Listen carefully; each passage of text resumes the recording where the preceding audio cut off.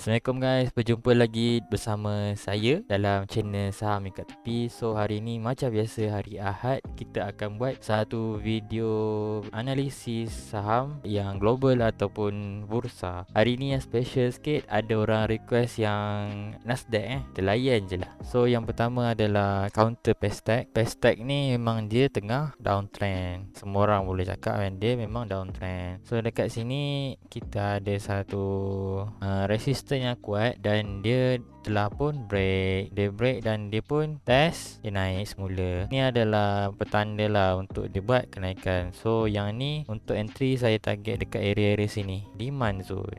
Sini pun boleh, korang boleh guna candle merah yang bawah ni ataupun yang atas ni. Kalau saya ambil je yang atas ni, macam gitu. So ini saya expect dia turun sini, lepas tu dia buat kenaikan. Dekat sini kita punya risk tak besar pun, dalam 5%. So kita kena dapat 5% juga. Okay, untuk solution group Berhad ni, hari tu saya ada kaji juga counter ni So memang kat sini dia ada buat pattern macam ni kan, pattern flag. So masa tu ada flag lagi dalam ni, so dia jatuh sekejap kat sini, dia pun naik, dia break kita punya trend line ni, tu dia teruskan kenaikan. So yang ni ada peluang lagi tau, sebab kat sini dia buat macam satu flag baru, satu pattern macam ni. So at least lah dia boleh sampai dekat sini, dekat kita punya swap zone yang telah di break. So at least dia turun dekat kawasan sini dan dia buat kenaikan macam tu. Untuk tahu kenaikan dia, kita ambil yang ni, kita boleh ambil pole yang ni, lepas tu kita boleh target dia nak ke mana. Ataupun korang boleh je target dekat ni, resistance yang terdekat ni. Resistance yang terdekat adalah dekat sini.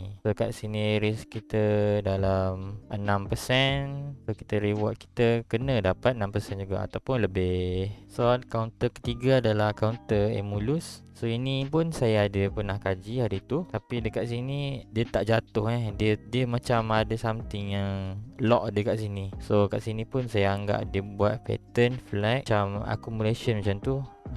Dia macam kumpul order orang kat sini banyak. Mungkin dia boleh buat satu lagi pun, at least sampai atas ni, area-area sini dekat area-area support yang lama. So yang ni kalau untuk entry dia, sebenarnya yang ni dia tak ada spesifik Kalau ada spesifik pun dekat sini kot, dia terlalu jauh sangat, takut dia tak sampai. So kalau saya ni saya entry je sebab dah peluang ni. Kat sini ada support kan, support banyak ni, dia touch.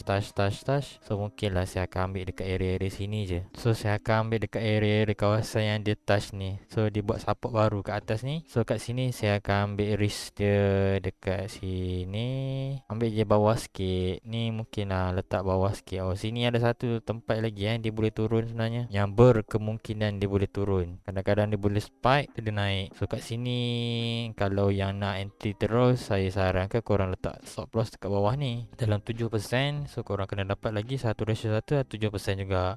Kalau nak tunggu, takut dia tak sampai kat sini. So kalau saya ambil peluang ni terus, dan kita hold je lah position kita macam tu. Sebabnya saya nampak peluang memang cantik ni, memang sangat-sangat cantik. Yang keempat adalah ni pun cantik juga. Hari ni kita ambil counter yang cantik Untuk saham yang keempat adalah saham SP Setia. Ini pun saya pernah juga kaji dulu masa dekat bawah ni, sebab dia adalah pattern reversal tapi high risk tapi dia dah nampak ada kenaikan sikit ni dan ada liquidity balik. So boleh je kita ambil untuk kita entry. So dekat sini cantik juga dekat sini sebenarnya saya nak buat video, tapi dia dah naik hari Jumaat tu. So kat sini kita ada swap zone juga, dia break swap zone kita, lepas tu dia turun balik kat area-area sini dan teruskan kenaikan. Dan kalau yang ni kita jangan ambil yang tu, kita ambil yang ni, yang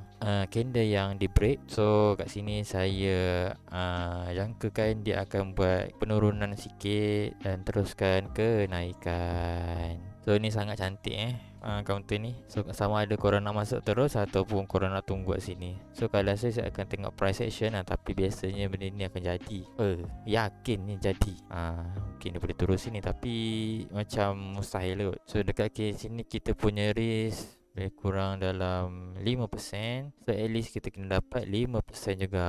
So saya memang suka swing saya tak suka ambil yang sikit-sikit. Saya akan ambil cari yang counter yang boleh pergi jauh. So at least yang ni kalau saya tengok arah dia, dia boleh pergi sampai area-area sini.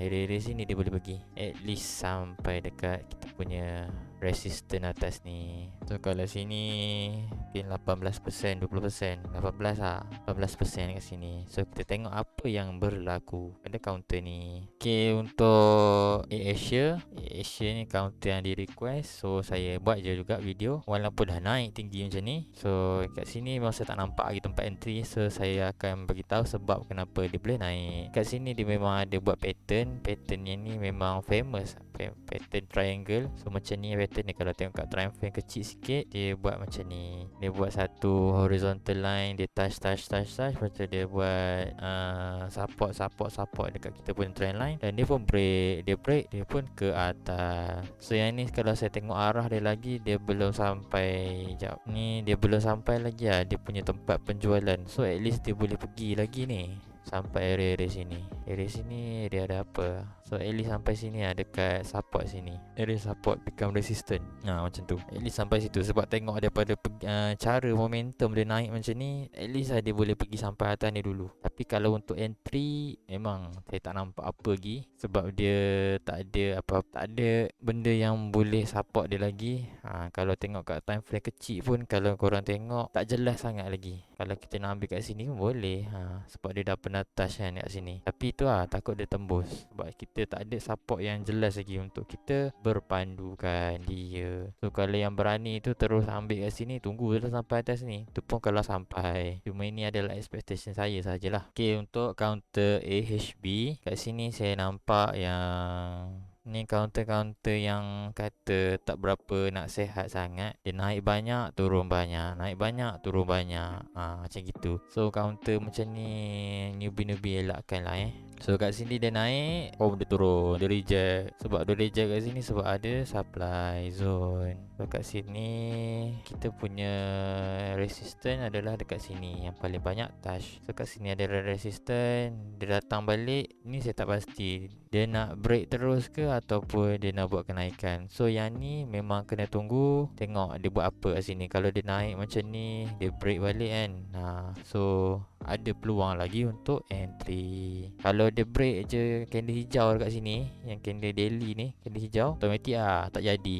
So boleh lah cut. Tapi kalau dia naik semula atas macam ni, dan dia mungkin lah buat retracement sikit, so kita boleh target dia sampai, at least sampai sini dulu, tempat yang dia reject. Okay, untuk racing TC, kita tengok bermula daripada time frame weekly. Kalau time frame weekly, kita tengok dia memang ada kenaikan yang banyak. Tapi dekat sini dia dah break structure. Memang dia dah break kita punya support kat sini. Dia dah tak mampu untuk buat higher high lagi. So kat sini dia touch kita punya support dan jatuh. So kalau nak anti kat sini, kat sini pun dia ada support kan. Support kat sini. Dia tak mampu nak break lagi kan kawasan sini. Dan kat sini dia ada kawasan key level SNR yang cantik. So kat sini pun dia tak mampu break dekat weekly.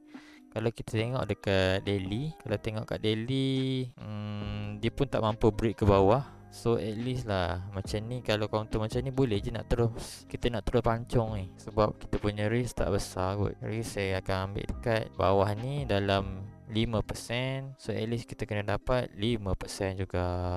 Korang create lah korang punya trading plan elok-elok. Okay, untuk counter PTRB, kita tengok daripada weekly memang dia buat satu candle yang sangat panjang. So dekat sini dia respect kita punya resistance. So dekat daily ni dia macam ada lag sikit, tak tahu ada glitch. So kita tengok dekat H4. So dekat H4 ni kita cari dia punya resistance terdekat. Dia memang dah break. So yang ni dia memang dah buat high high. So high high ni tanda dia akan buat, mungkin dia akan buat permulaan uptrend. Kita kena tunggu dia punya support dulu. Dia dah break kita punya high yang sebelum. Dekat sini belum ada tanda-tanda untuk dia buat support. Jadi kita tengok dulu apa benda dia buat. So at least saya target dia boleh sampai kat sini semula. Dia sampai kat sini ataupun dekat bawah ni ada demand zone juga. Dan dia buat kenaikan.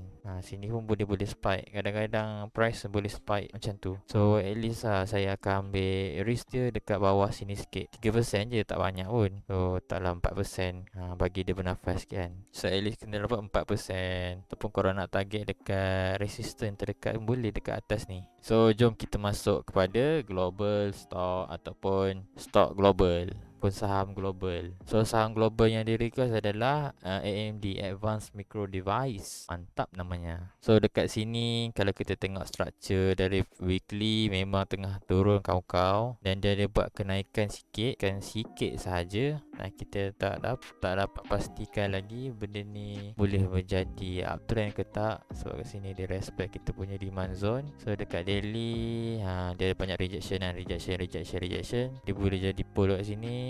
At least kat sini pull, lepas tu dia boleh ni macam flag pattern, boleh turun sampai sini. So agak berisiko Dan hari Isnin atau Selasa pun ada news, so takut dia boleh gap down sangat laju. Sebab kat sini pun belum ada apa-apa bertanda dia nak buat kenaikan lagi. Sebab dia dah break dia dah break kita punya trend line, dia dah break structure. So kat ni next sini adalah minor uptrend saja, dia belum confirm jadi uptrend. So agak berisiko sikit lah untuk kita entry. Kalau yang short tu lain kan. Kalau untuk yang buy, memang saya tak nampak lagi ada apa-apa tempat yang menarik. Kalau kat sini tak cantik sangat. So kita tunggulah dia buat apa-apa kat sini. Dia buat rejection ke, dia macam nak buat kenaikan tu, mesti dia ada something buat signal kat sini sebelum dia buat kenaikan. Sebab ni adalah candle merah kan. Dia pun dah break kita punya candle hijau macam ni. Dekat sini pun naik banyak. Ni 1, 2, 3, 4, 5, 6 minggu 5 minggu macam tu. So sini 1, 2, 3, 4, 5. Lebih kurang sama 5 minggu. Candle ni lebih panjang. So candle ni kecil-kecil je. Okay, untuk Peru, counter Peru ni pun tengah downtrend. Ni pun counter Nasdaq Peru ni kalau kita tengok kat sini, ui bapak awak turun macam ni. Memang dia dah break kat sini kan. Dia dah naik, masa dia jumpa kita punya demand zone, esok tu tak tahu apa-apa, pound turun. So kat bawah ni kita tengok dia main lagi dalam kita punya channel macam ni. Dia belum ada buat apa-apa keputusan. So kalau yang macam ni punya gaya, kita tunggu dia break. Dia break dekat atas ni ataupun dia break dekat bawah. So kalau macam ni, kalau saya akan consider dia break sebab dia dah touch dengan body kat luar. Tapi apa-apa boleh jadi, yang dia boleh reject ke. So yang ni pun belum ada apa-apa keputusan untuk kita entry, sebab tak ada tempat yang menarik lagi. Kalau untuk scalping, ni ada cantik kan ni. Dia 2 kali break Kalau 2 kali break ni dah sah-sah, mungkin jatuh bawah kot. Kalau dia naik semula ni mungkin Kalau dia naik semula macam ni ke kan, tu dia touch balik kat sini ke, boleh nak scalp sikit-sikit. Tapi tak boleh mengharapkan banyak sangat Kalau bernasib baik, dia bagi tinggi macam tu sampai dekat kita punya resistance kat sini. Dia duduk main-main lagi dalam ni. So kita tunggu news hari Selasa macam tu, news CPI yang high impact. So kita tengok dia buat apa. So saya rasa itu sahaja untuk perkongsian counter ataupun saham untuk hari ini. So harap bermanfaat untuk korang lebih yakin untuk entry. So terima kasih kerana support dan menonton. So jangan lupa like and share. See you next time. Bye. Jumpa lagi. Assalamualaikum.